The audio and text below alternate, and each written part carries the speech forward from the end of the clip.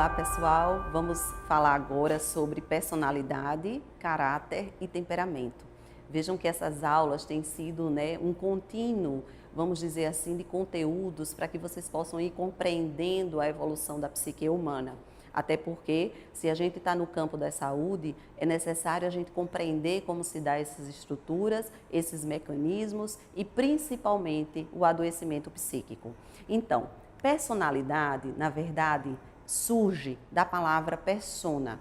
A palavra persona significa máscaras. Antigamente, as máscaras surgiram na Europa como uma forma das pessoas poderem não se mostrarem quem elas eram e, de fato, principalmente no Carnaval, que era realmente em Veneza, quando surgiu essas máscaras, era uma forma das pessoas saírem, liberarem tudo o que queriam fazer, liberar as emoções, os desejos e tudo que era possível e se proteger diante da ameaça das pessoas descobrirem quem elas eram. Então, assim a palavra personalidade na psicologia surgiu com a palavra persona, que seria justamente essa ideia de máscara, aonde essas máscaras nós vamos adquirindo, aprendendo a utilizar na convivência na sociedade. Então vamos aprendendo o que é certo, o que é errado, o que pode, o que não pode.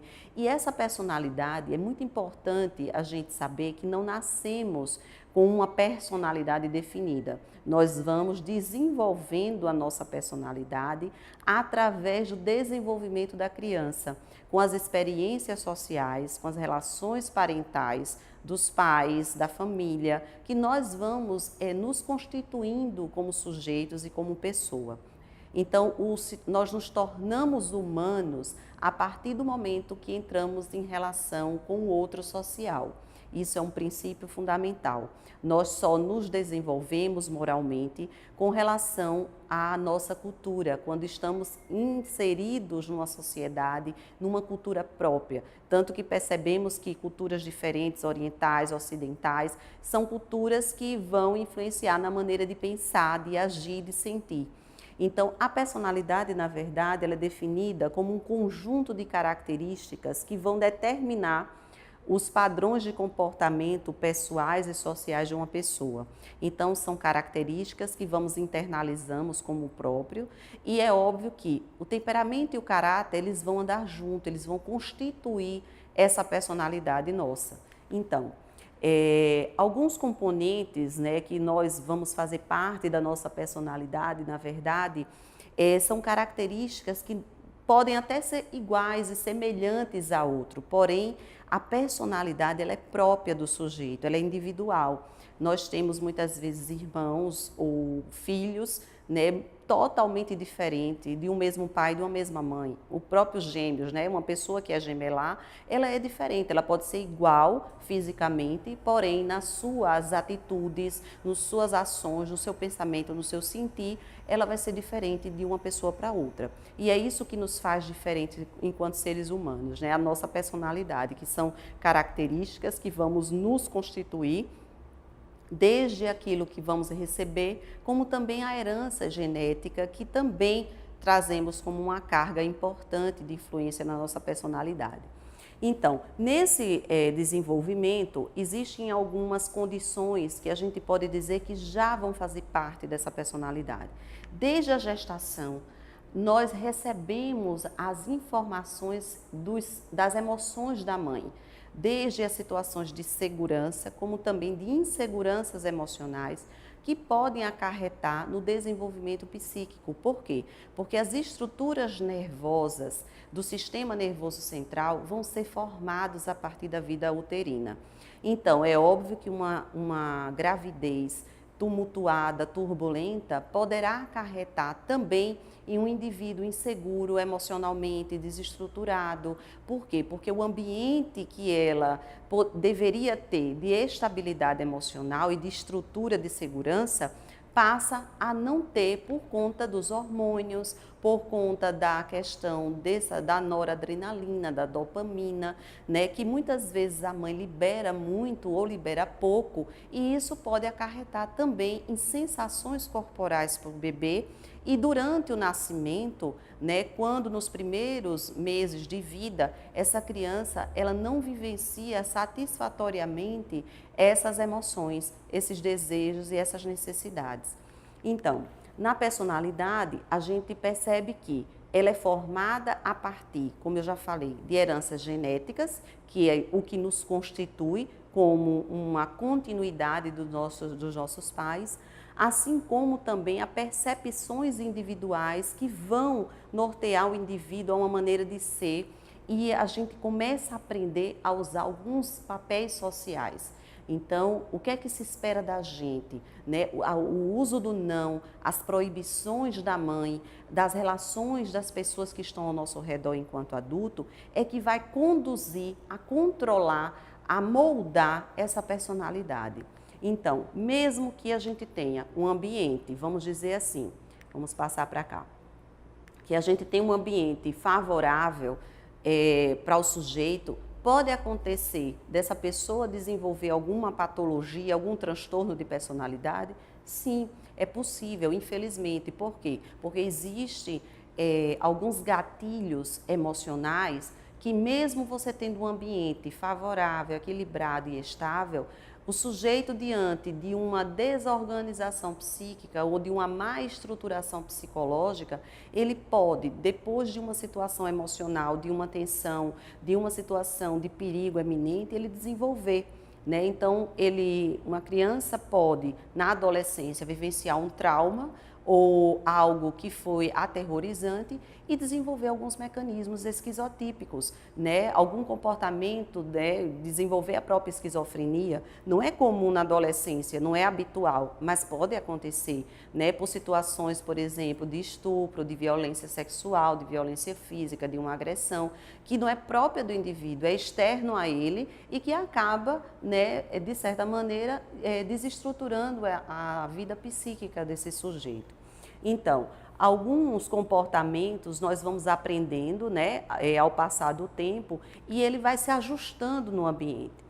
No caso, a personalidade, ela sofre uma influência muito importante do caráter, que são características que nós vamos trazer no nosso desenvolvimento, desde características, vamos dizer assim, as experiências sociais que vamos vivenciando, como também, na verdade, os valores morais e culturais. Então, o caráter seria a caracterização, as características que vamos adquirindo e internalizando, como nós vimos lá nos mecanismos, né? Características que vamos assumindo e que vão, de certa forma, ser expressas por atitudes. Então, a personalidade, ela é formada pela característica, que é o caráter, que são atitudes de uma pessoa, e o temperamento, que seria o humor, né? Então, a emoção. Então, vejam que a personalidade é uma tríade que é necessário esse envolvimento entre características, que é as ações que eu aprendo a ter, o que é esperado pela sociedade, o que eu assumo como comportamento, como atitude própria, e as emoções que vão balizar, controlar essas características. Então, um conceito que eu trago aqui para vocês seria simples, né? Mas que nós aprendemos o caráter através da família, da escola e da sociedade, da religião, e aí a gente não está falando de uma religião própria, mas sim de crenças e valores morais que vão controlar as nossas atitudes.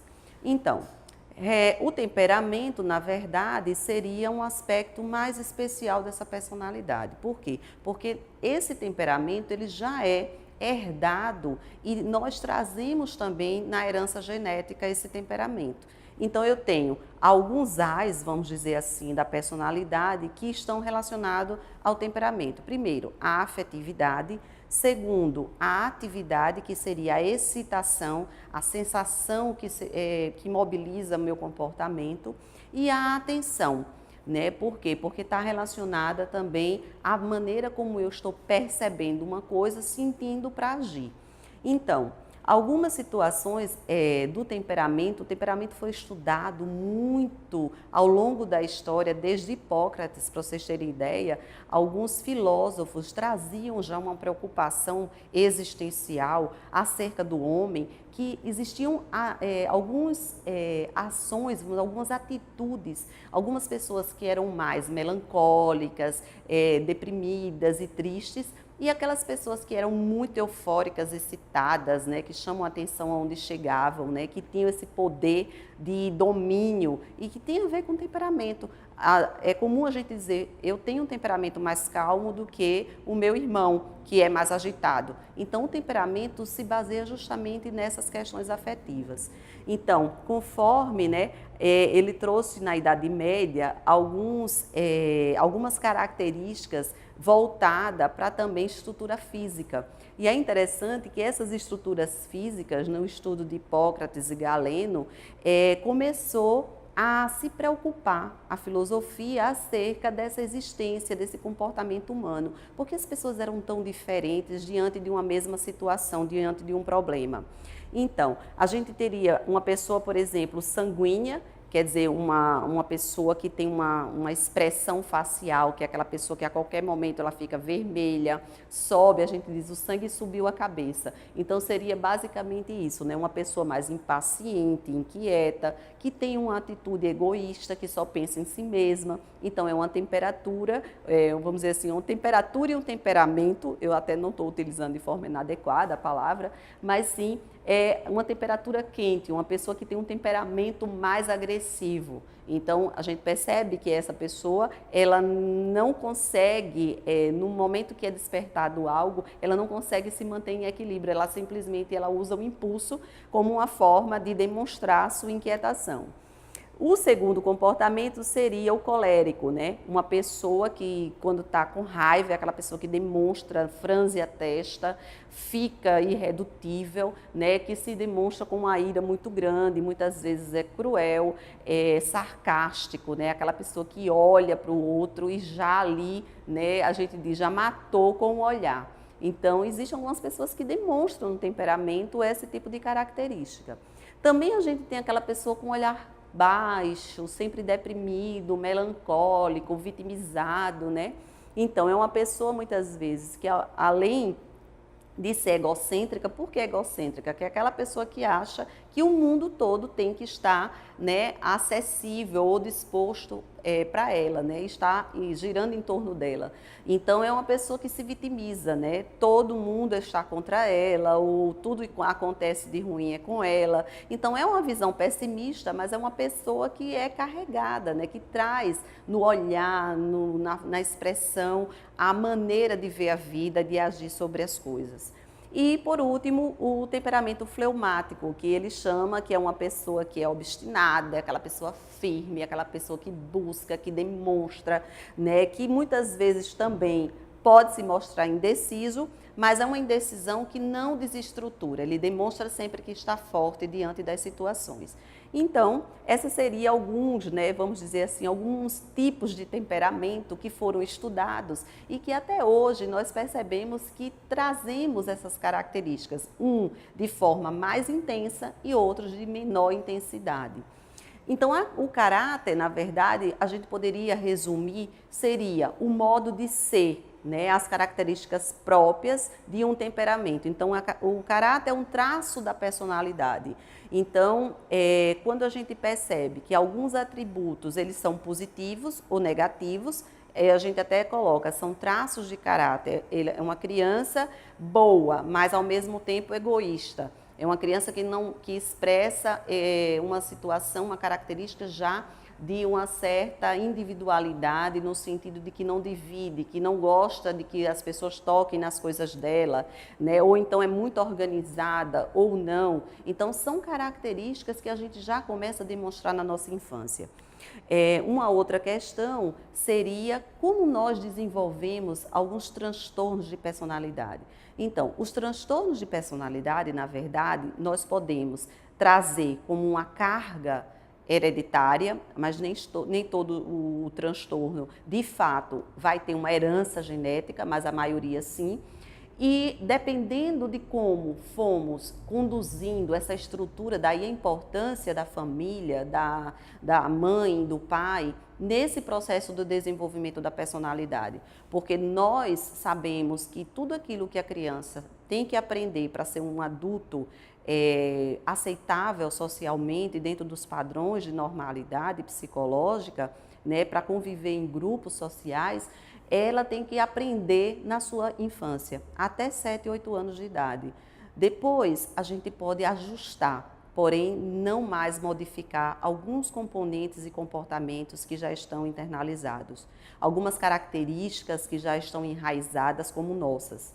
Então, é por isso que muitas pessoas desenvolvem alguns componentes sociopatias, problemas, como a gente tem visto hoje, de adolescentes que surtam, que têm crises emocionais, que saem muitas vezes de uma realidade da vida, diante de uma realidade virtual que a gente tem visto hoje. Alguns transtornos justamente baseados nessas dificuldades de aceitação, de identidade própria. Por quê? Porque vem de um ambiente hostil, de um ambiente negligente, de um ambiente que não trouxe uma estabilidade emocional para se desenvolver. Então, é possível que nós possamos, qualquer um de nós, desenvolver algum transtorno da nossa personalidade. Então, algumas pessoas têm algumas características que a gente pode identificar como algo que sinaliza o adoecimento psicológico. Primeiro, o uso consciente de alguns comportamentos, seria a pessoa não ter consciência sobre o que está fazendo. Muitas vezes age de forma imprevisível, que nem mesmo ela tem consciência do que acabou de fazer.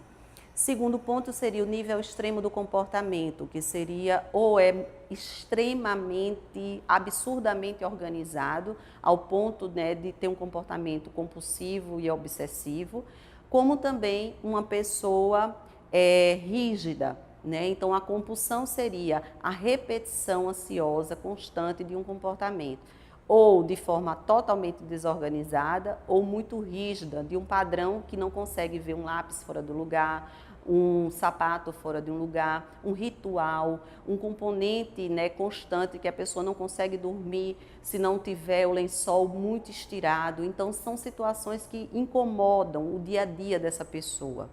Lógico que a gente não está dizendo que todo comportamento que a gente tem um padrão, ele vai ser patológico, mas alguns padrões que passam a prejudicar o nosso andamento, o nosso dia a dia e a nossa convivência, consequentemente traz o adoecimento psicológico. E um outro fator seria o comportamento que vai estar resultando de um comportamento prolongado de excitação. Por exemplo, uma pessoa que se demonstra estar feliz a vida inteira. Por mais que a gente almeje a felicidade, não é possível a gente se manter 24 horas no estado de felicidade psíquica, de prazer constante. Até porque o prazer ele é momentâneo, ele é circunstancial. Então, é necessário essa ambivalência que a gente tem de prazer e desprazer para nos manter em equilíbrio. E quando a gente mantém uma excitação exagerada, é como se tivesse drogado, né? Então, a pessoa tivesse sobre um uso de uma substância psicotrópica, onde mantém essa pessoa no estado de excitação muito intensa e que depois ela vai ter uma descarga de energia muito grande ao ponto de se desestruturar ou de adoecer.